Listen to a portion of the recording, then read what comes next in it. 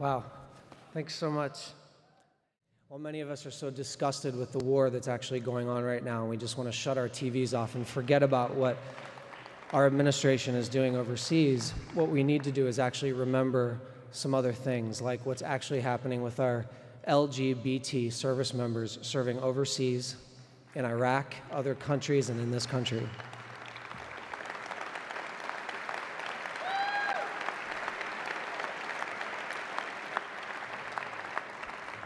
Yeah, the US military is practicing one of the last legal human rights abuses left in this country today. Yeah. The armed forces in the United States still has a ban on homosexuals in the military. And many people forgot that we have the ban because someone brought up a phrase called "don't ask, don't tell." Don't ask, don't tell did nothing. It did not lift any kind of a ban. It did not change the way people were being treated in the military, and I have firsthand knowledge of this. I've just spent under 3 years writing my book, which is now finally published this week, called Here's What We'll Say: Growing Up, Coming Out, in the U.S. Air Force. I chronicle the secret society of gay cadets that I formed at the academy to get by and not be persecuted or thrown in jail for being gay. There were about 50 of us, and we would meet in secret. The book also chronicles all of the lies that I had to tell to make it through the U.S. Air Force Academy as a gay cadet. My #1 goal in life right now is to end the ban, the abuse, and the expulsion of our LGBT U.S. service members from our nation's military.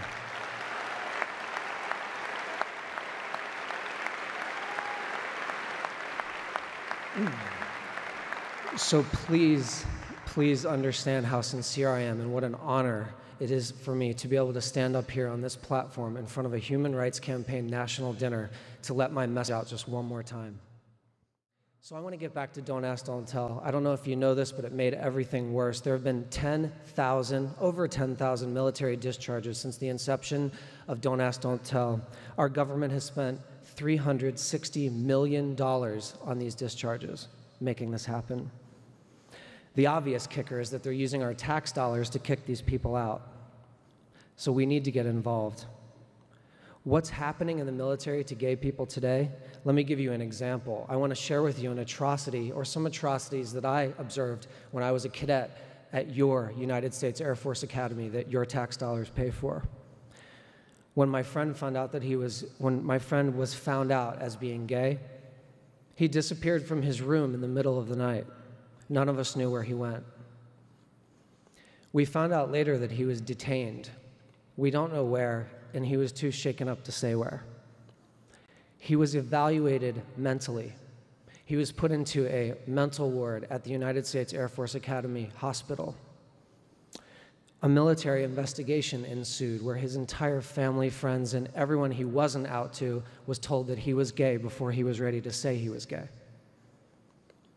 He lost his dignity, he lost his career, he lost his dreams to be a pilot and an Air Force officer and a leader. Then he went through court-martial. He was dragged in front of a military tribunal and humiliated. He's so embarrassed today, he doesn't even have a social skill to come out of the house. Back to the numbers. Cadets at your service academies, West Point, Annapolis, the Air Force Academy, now the Coast Guard Academy, which has just been put under the Department of Defense. It's costing $320,000 of your money to send one cadet through 4 years of these institutions.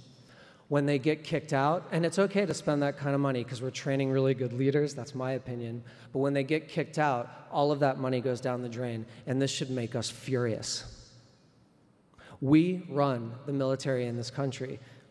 We have a unique country and a unique military in that civilians ultimately make the decisions of what our military does and what our military policies are. That's us, and we need to get involved. That's what I wrote my book about, and I hope that you all will be with me in this. Okay, almost done.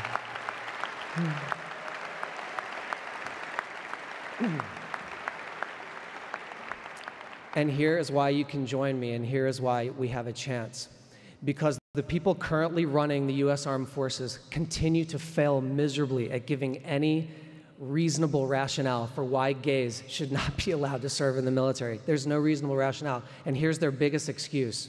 They're using the same excuses that we used to keep out minorities and women from the military years ago. And the reason was this. Oh, if we let minorities and women into the military, we might offend the people who are already serving, who are prejudiced against those groups. And that's the same reason they're using today. Well, we have evolved, and now we do not allow people to discriminate against women and minorities in the military because we know it's wrong. Why gay people are the last group to still be discriminated in this way is beyond me.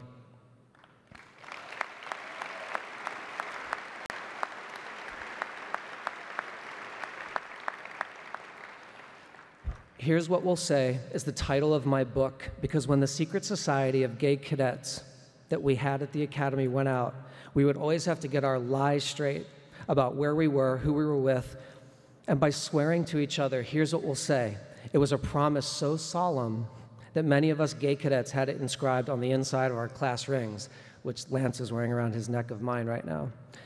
And now it's the name of my book. Here's what we'll say. I stand with you all to say, here's what we'll all say to the government in order to end the ban on gays in the military so that our country sets an example to other militaries, to our own government, our own people, and even the world. Thank you so much.